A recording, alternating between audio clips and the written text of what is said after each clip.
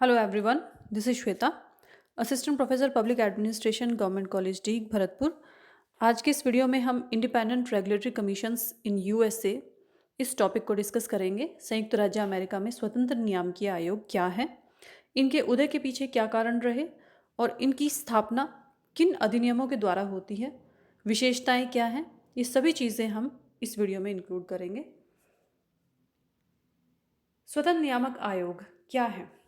मुख्य रूप से संयुक्त राज्य अमेरिका में 3 एजेंसियां होती हैं: विभाग, सार्वजनिक निगम और स्वतंत्र नियामक आयोग। स्वतंत्र नियामक आयोग एक ऐसी संस्था है जो शासन द्वारा स्थापित इन दोनों संस्थाओं, विभागों और सार्वजनिक निगमों की परिधि से बाहर कार्य करती है। इनका मुख्य कार्य क्या है? अर्थव्यवस्था में जो आर्थिक गतिविधियां हैं, क्रियाकलाप किए जा रहे हैं सरकारी क्षेत्र में और निजी क्षेत्र में, उनको नियमित करना, उनको नियंत्रित करना, यानी न्याय संगत कीमतों का निर्धारण करना, अर्थव्यवस्था के विभिन्न पहलुओं को देखरेख करना और अनुचित प्रतियोगिता को रोकना। इनके उदय के पीछे क्या कारण रहे? 19वीं शताब्दी में बढ़ता हुआ औद्योगिकरण। जब 19वीं शताब्दी में औद्योगिकरण बढ़ा तो समाज में एक शक्तिशाली आर्थिक वर्ग का उदय हुआ। समाज मुख्य रूप से 2 भागों में बंट गया: पूंजीपति वर्ग और श्रमिक वर्ग। पूंजीपति वर्ग श्रमिक वर्गों का शोषण ना करे, इस उद्देश्य से कांग्रेस ने यानी विधायिका ने एक रास्ता निकाला जिसके द्वारा स्वतंत्र नियामक आयोग का जन्म हुआ। तो स्वतंत्र नियामक आयोग कांग्रेस यानी संयुक्त राज्य अमेरिका की जो केंद्र की विधायिका है, उनके अधिनियमों के द्वारा बनाया जाता है, यानी व्यवस्थापिका के कानूनों से इन आयोगों का निर्माण हुआ। शक्ति पृथक्करण के सिद्धांत पर ये आयोगों का गठन हुआ है। कांग्रेस का विचार रहा कि राष्ट्रपति की असीमित शक्तियों को और ना बढ़ाया जाए, इसीलिए राष्ट्रपति यानी कार्यपालिका के कार्य क्षेत्र नियंत्रण से बाहर इन व्यवस्थाओं, इन एजेंसियों की स्थापना की गई कांग्रेस के द्वारा। हालांकि राष्ट्रपति यानी कार्यपालिका जो है संयुक्त राज्य अमेरिका की, वो इन आयोगों के सदस्यों का चयन करती है, उनको मनोनीत करती है, लेकिन कांग्रेस के पूर्व अनुमोदन के साथ ही वो ऐसा कर सकती है। कांग्रेस का जो उच्च सदन है, सीनेट, उसके बहुमत के द्वारा इनके सदस्यों का अनुमोदन किया जाता है। उसके बाद ही राष्ट्रपति उनको मनोनीत करते हैं। तो ये राष्ट्रपति के द्वारा मनोनीत होते हैं इनके सदस्य, लेकिन ये आयोग राष्ट्रपति के प्रति उत्तरदायी नहीं होते। स्वतंत्र नियामक आयोग की स्थापना के कारण के साथ हम ये बात जान लेना आवश्यक है कि कांग्रेस ने इन आयोगों की स्थापना इस उद्देश्य के साथ भी की कि कांग्रेस के पास समय का अभाव रहा। जो विधायिका है वो राष्ट्रीय अंतर्राष्ट्रीय प्रकृति के विभिन्न मुद्दों को सुलझाने में व्यस्त रहती है। समय की कमी के कारण गंभीर विषयों पर उतना ध्यान नहीं दिया जाता, इसीलिए इन स्वतंत्र नियामक आयोगों की स्थापना की गई ताकि राजनीतिक हस्तक्षेप को भी कम किया जा सके और साथ ही साथ एक ऐसे संगठन से कार्य करवाया जा सके जो अलग अलग प्रकार के कार्य कर सकता हो, जैसे विधायी, प्रशासनिक और न्यायिक, जिसके बारे में आगे आप इस वीडियो में जानेंगे। ये संस्था एक विशेषज्ञ संस्था के रूप में भी कार्य करती है। इसी प्रकार सर्वप्रथम अंतर्राज्यीय वाणिज्य आयोग की स्थापना की गई 1887 में, यानी फर्स्ट जो कमीशन था वो इंटरस्टेट कॉमर्स कमीशन के रूप में स्थापित किया गया।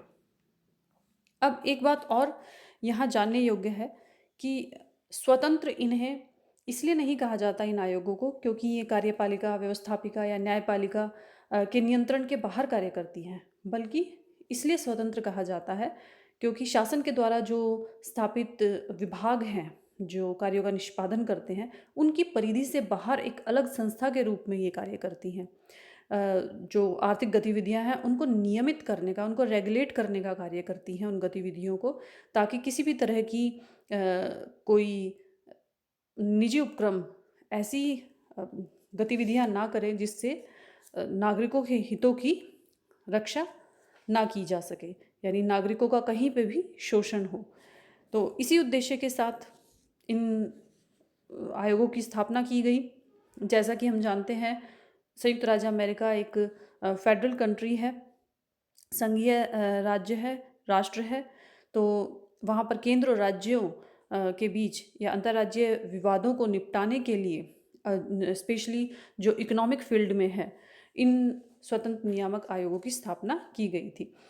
तो सबसे पहले 1887 में हुआ। उसके बाद समय समय पर अलग अलग क्षेत्र में अर्थव्यवस्था के अलग अलग आयोगों की स्थापना की गई। फिर आता है स्वतंत्र नियामकीय आयोग के विभिन्न नाम क्या हैं। अलग अलग नामों से पुकारा जाता है इनको, कई बार इन पे क्वेश्चंस आ जाते हैं, तो ये चीज़ देखने लायक है।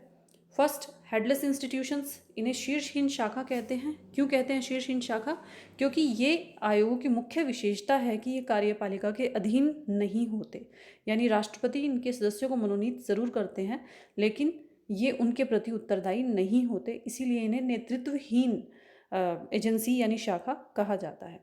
फोर्थ ब्रांच, क्योंकि कार्यपालिका, न्यायपालिका और विधायिका के से बाहर रहते हुए शक्ति प्रतिकरण के सिद्धांत पर कार्य करते हैं, तो इन्हें चौथी शाखा के रूप में देखा जाता है 3 शाखाओं के बाद। कांग्रेस की भुजाएं क्यों कहा जाता है? क्योंकि कांग्रेस के द्वारा इनका निर्माण होता है, व्यवस्थापिका के कानूनों के द्वारा, और उनका बजट और उनके संविधान का निर्माण भी कांग्रेस करती है, तो इन्हें कांग्रेस की भुजाएं यानी आर्म्स ऑफ कांग्रेस के रूप में देखा जाता है। ये कार्यपालिका के प्रति उत्तरदायी नहीं होते। स्वायत्तता के दीप कहा जाता है इन्हें। वो इनकी स्वतंत्र होने की जो प्रकृति है, यानी इन्हें पूर्ण स्वतंत्रता प्राप्त है अपने कार्य क्षेत्र में, इसीलिए इन्हें स्वायत्तता के दीप, आइलैंड ऑफ ऑटोनॉमी कहा जाता है। अनुत्तरदायी आयोग भी इन्हें व्यंग्यात्मक रूप से कभी कभी कहा जाता है, क्योंकि ये ना तो राष्ट्रपति के प्रति उत्तरदायी होते हैं, ना ही उन्हें रिपोर्ट करते हैं। तो कोई भी अन्य प्रशासनिक निकाय ऐसा नहीं है जो राष्ट्रपति के प्रति उत्तरदायी नहीं हो।